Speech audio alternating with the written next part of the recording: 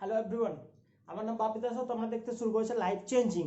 আজকের আমাদের আলোচ্য বিষয় হচ্ছে ক্লাস 10-এর যে অনুপাত এবং সমানুপাত আছে সেটি আজকে আমরা আলোচনা করব।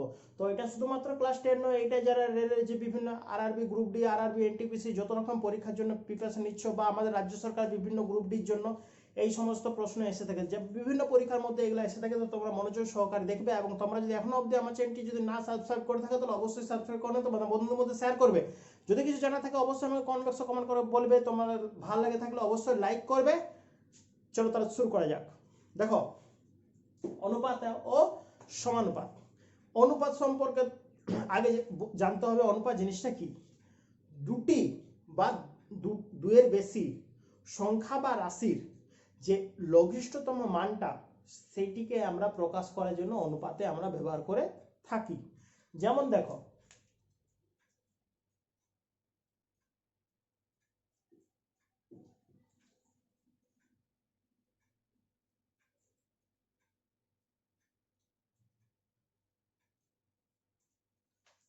ষোলো অনুপাত 36 আছে। কি বললাম? 16 অনুপাত 36। এইটিকে আমরা কি করব, একে আমরা লঘিষ্ঠ আকারে প্রকাশ করে নিচ্ছি। দেখো, যেটি প্রথমে থাকবে সেটিকে লিখবো লবে, যেটি পরে থাকবে সেটিকে লিখবো হরে।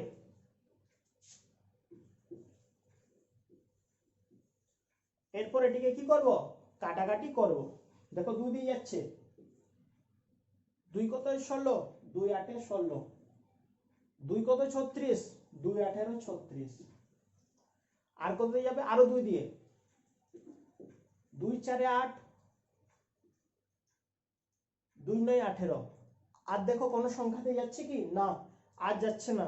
তাহলে এর অনুপাত কত হচ্ছে, 4:9। কত দাঁড়ালো, 4:9। বুঝতে পেরেছ? দেখো, সবচেয়ে যে প্রথমে যে অনুপাতটা থাকে সেটাকে বলা হয় পূর্বপদ।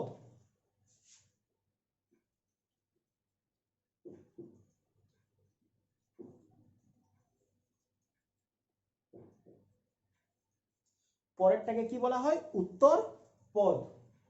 তাহলে প্রথমেরটাকে বলা হচ্ছে পূর্বপদ, পরেরটাকে বলা হচ্ছে উত্তর পদ। ঠিক আছে? এবং যদি পূর্বপদটি উত্তর পদের চেয়ে যদি ছোট থাকে তাহলে অনুপাতটা হয় লঘু অনুপাত। দেখো এখানে পূর্বপদটা কি আছে, উত্তর পদের চেয়ে ছোট আছে। পূর্বপদেরটা ছোট আছে মানে এই অনুপাতটা কি অনুপাত হবে, লঘু অনুপাত।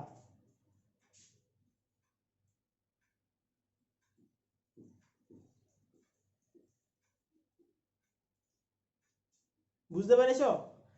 তাহলে দেখো, লঘু অনুপাত হলো, এটা হলো পূর্বপদ, এটি হলো উত্তর পদ। তাহলে এবার গুরু অনুপাত কাকে বলবো? নিশ্চয়ই তোমরা বুঝতে পারছো, এর উল্টোটা বা এর অনন্যটা। অর্থাৎ কি হবে, পূর্বপদটা হবে বড় এবং উত্তর পদটা হবে ছোট। অর্থাৎ যদি আমরা যদি এটিকে যদি উল্টে দিতাম, দেখো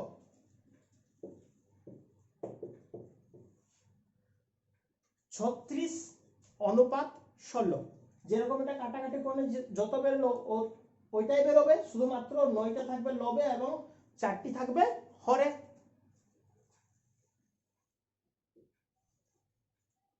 9:4। এটি হচ্ছে পূর্বপদ, এটি হচ্ছে উত্তরপদ। প্রথমেরটা পূর্বপদ, পরেরটা উত্তরপদ। দেখো পূর্বপদটা কি আছে আমাদের, বড়।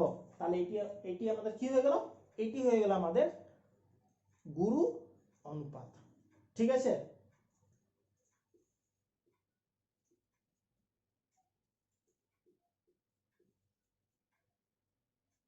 বুঝতে পেরেছ? এরপর দেখো কি আছে, সমান্য অনুপাত। সমান্য অনুপাত কাকে বলবো, যখন পূর্বপদ আর উত্তরপদ কি থাকবে, সমান থাকবে।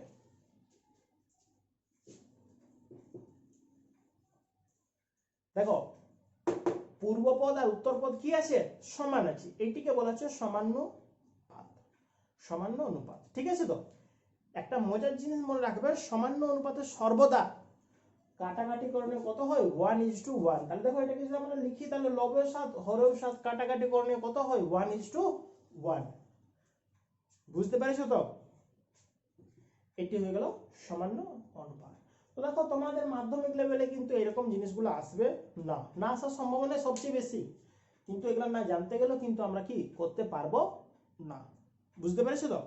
তাহলে পূর্বপদ, উত্তরপদ, সমানুপাত, লঘু অনুপাত, গুরু অনুপাত এগুলো নর্মালি আমরা একবার জাস্ট খুব তাড়াতাড়ির মধ্যে আলোচনা করে নিলাম। এরপর দেখো মিশ্র অনুপাত কাকে বলে।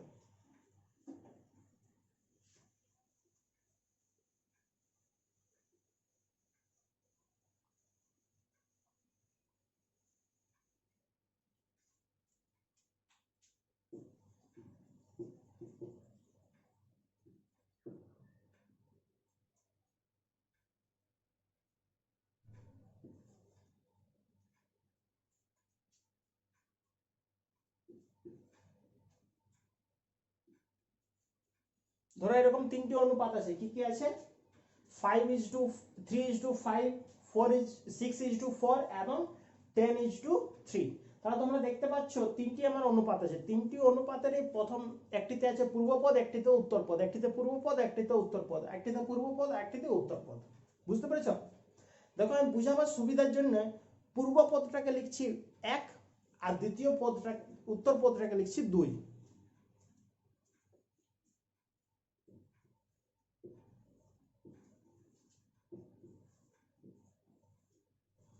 1:2 1:2 1:2 1:2। বুঝতে পেরেছো তো? এটা কেন লিখলাম? এটা মিশ্র অনুপাতে যখন আমরা করব তখন মনে রাখবে সমস্ত পূর্বপদের সঙ্গে পূর্বপদের গুণ অনুপাত, দ্বিতীয় পদের সাথে দ্বিতীয় পদের গুণ, অর্থাৎ একের সাথে এই এক, তার সাথে এই এক, এই তিনটির আমরা কি করব? গুণ করব। 3:6:10। তো গুণটা না করাটাই সবচেয়ে বেস্ট, গুণ আকারে লিখে রাখে দেবে, তাহলে আরো আমাদের অঙ্কটা সোজা হবে।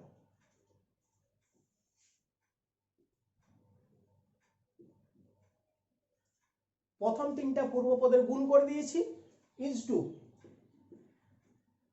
পরের তিনটা কি উত্তর পদের এরপর গুণ করব, অর্থাৎ কি 5:4:3।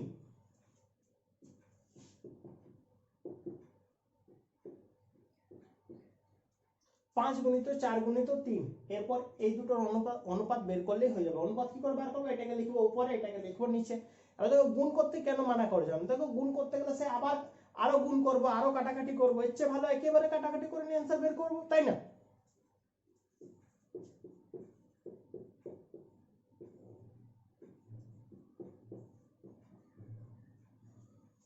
পূর্ব পদগুলোকে লিখে দিয়েছি উপরে এবং উত্তর পদগুলোকে লিখে দিয়েছি নিচে, কাটাকাটি করো।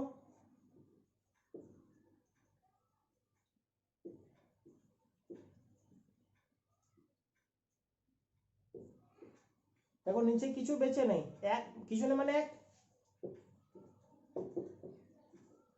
কত দাঁড়ালো? 3:1। এবার দেখো এটা যেহেতু তোমার পূর্বপদটা আছে বড়, এই জন্য এটাকে গুরু অনুপাত বলবো আমরা। বুঝতে পেরেছো তো? এই হচ্ছে আমাদের মিশ্র অনুপাত। আশা করছি তোমাদের কোনো জায়গাতে ডাউট থাকা উচিত নয়, তবু যদি থাকে অবশ্যই আমাকে তোমরা কমেন্ট বক্সে কমেন্ট করে বলবে, আমি আবার বুঝিয়ে দেবো। ঠিক আছে?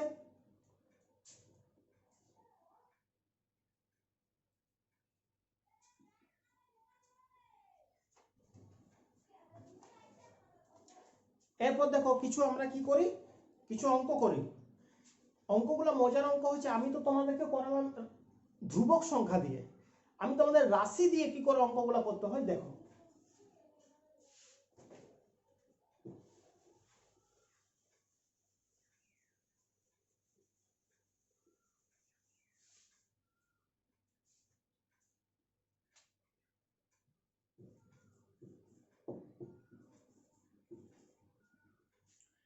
PR অনুপাত QR কিভাবে করব? কিছুই না, পূর্ব পদটাকে লিখবো লবে আর উত্তর পদটাকে লিখবো হরে।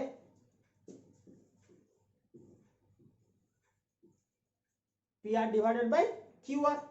যদি কাটাকাটি যায় তো ভালো, যদি না যায় তো আরো ভালো, কাটাকাটি চলে যাচ্ছে।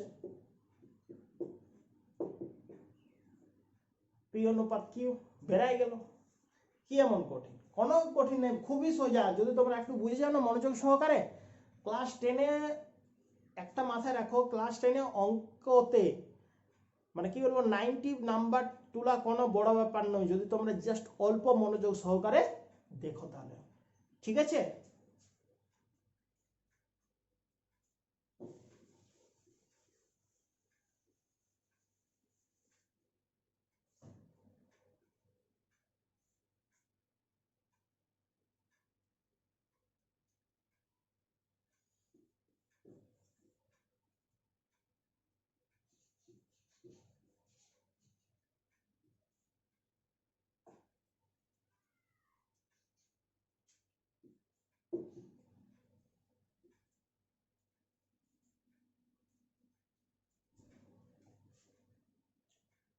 দেখো মিশ্র অনুপাতটা আবার যৌগিক অনুপাত, এখানে বার করতে বলেছে প্রশ্ন তোমাদের যৌগিক অনুপাত।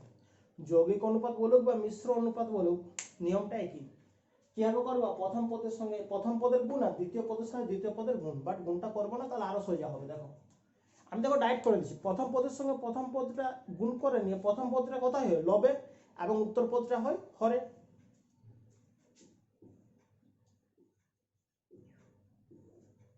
প্রথম পদের সঙ্গে প্রথম পদ অর্থাৎ পি কিউর সঙ্গে আর এর গুণ করলাম, পি কিউ আর হয়ে গেল। এরপর দ্বিতীয় পদের সঙ্গে দ্বিতীয় পদের গুণ অর্থাৎ আর এর সঙ্গে পি কিউ গুণ করলে কি হয়ে যাবে, পি কিউ আর। দেখো সবগুলা কেটে যাচ্ছে, 1:1, বুঝতে পেরেছো?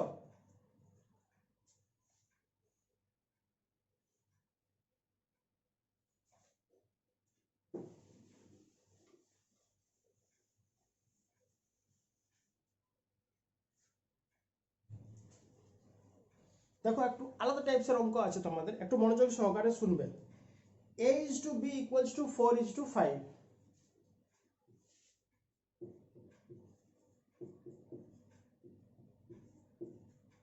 a:b = 4:5 এবং b:c = 6:7।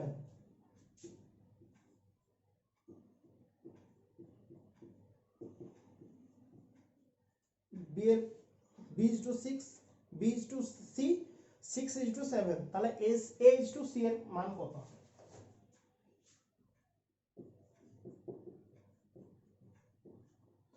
a:c এর মান কত? দেখো অঙ্কটি দুভাবে করা যায়, আমি তোমাদের দুভাবেই করব, ঠিক আছে?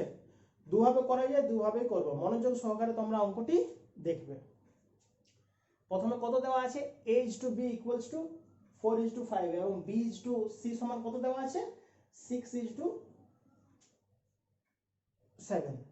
বুঝতে পেরেছো তো? দেখো তোমাদেরকে সবচেয়ে প্রথমে যেটা মনে রাখতে হবে, কি এইখানের মধ্যে কি এমন রাশি যেটার মান দুবার দেওয়া আছে, মানে দুটোতেই দেওয়া আছে। তাহলে দেখো বি, এটা তো বি আছে, এটা তো বি আছে, তাহলে তোমরা কি করবে, বিটাকে সমান করার চেষ্টা করবে। অর্থাৎ কি, এটার সঙ্গে কিছু একটা গুণ করতে গেলে বি এর বি, এবং এটার সঙ্গে কিছু একটা গুণ করতে গেলে বি এর মানটা কি হবে, সমান হবে। বুঝতে পেরেছো তো? তাহলে কি আমরা কি করছি, এটার সঙ্গে সবগুলোর সঙ্গে একটাই মনে রাখবে, যেটা দিয়ে গুণ করবে শুধুমাত্র বিটাকে গুণ করা চলবে না। মানে দেখো এখানে বি মানে তো বোঝাচ্ছে 5, তো এখানে শুধুমাত্র এই 5টাকে গুণ করলে চলবে না, আমাকে কি গুণ করতে হবে, যেটা দিয়ে গুণ করবো না কেন দুটোকেই গুণ করতে হবে। দেখো অঙ্কটা করলেই বুঝতে পারবে। এখানে বি মানে বোঝাচ্ছে 6, এখানে বি মানে বোঝাচ্ছে 5। তাহলে দেখো এই দুটাকে আমরা সমান করব, তো সমান করার উপায় কি, বি এর যে মানগুলো দেওয়া আছে দুটারই লসাগু করে দেবো। 5 আর 6 এর লসাগু কত হয়, 5 6 30, যেহেতু একটি হচ্ছে মৌলিক সংখ্যা, 5 6 30, তাহলে এদের লসাগু হবে 30, অর্থাৎ এদেরকে সমান করতে গেলে 30 করতে হবে। তো কত দিয়ে গুণ করতে গেলে 30 হবে, দেখো এই পুরোটার সঙ্গে আমরা কত দিয়ে গুণ করতে পারি, *6, তবে 30 হচ্ছে।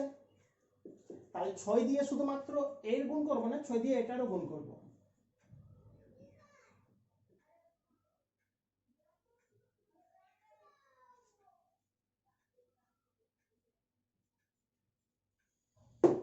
এখান থেকে আমরা কি পেয়ে গেলাম, a:b সমান 24:30। বুঝতে পেরেছো? এটার সঙ্গে সেম কত দিয়ে গুণ করব, দেখো কত দিয়ে গুণ করতে গেলে বি এর মানটা সমান আসছে 5 দিয়ে, তাহলে 5 দিয়ে গুণ করলে কত হচ্ছে, দেখো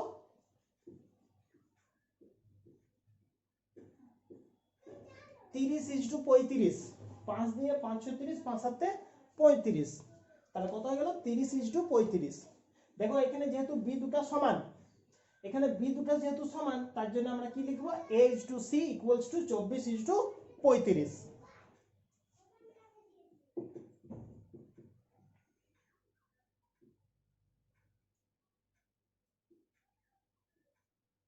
a:b সমান 24:35। যদি কাটাকাটি যেত এদের তাহলে কাটাকাটি করতাম, যদি না যেত যাবে না। যেমন দেখো এটার মধ্যে কাটাকাটি কোনো দিয়ে যাবে না, তাই না? তাহলে a:c সমান কত হলো, 24:35। বুঝতে পেরেছো? দেখো যদি না বুঝতে পারো তাহলে আমি আরেকটি প্রসেস করছি, ওটি দিয়েও করতে পারো। একটি প্রসেস হলো, দেখো আরেকটি প্রসেস দেখো,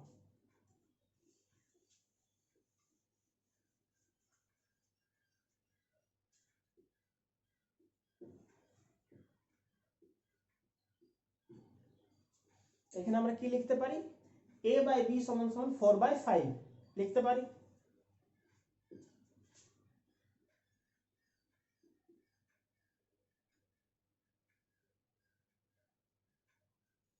b by c equals to 6/7, এটার থেকে এটা আমরা লিখতে পারি, পারি তো। এরপর কি করছি, এই দুটোর আমরা গুণ করে দিচ্ছি, এই দুটির গুণ করে দিচ্ছি।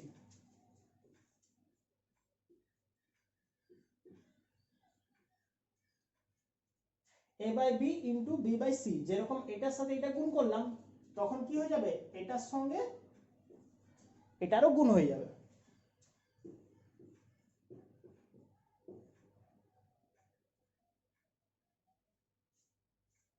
বুঝতে পেরেছো? দেখো এখানে বিবি কেটে গেল, বিবি কেটে গেল, তাহলে কি পড়ে থাকলো,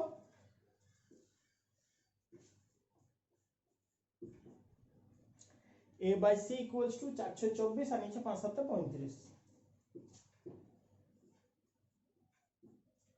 তাহলে দেখো a বাই c সমান 24/35, তাহলে কি a ইজ টু c সমান সমান 24:35।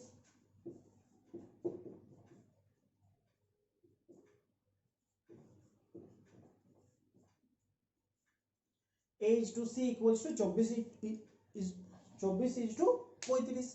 বুঝতে পেরেছো? তাহলে দেখো এইভাবে অঙ্কগুলো করতে পারা যাবে।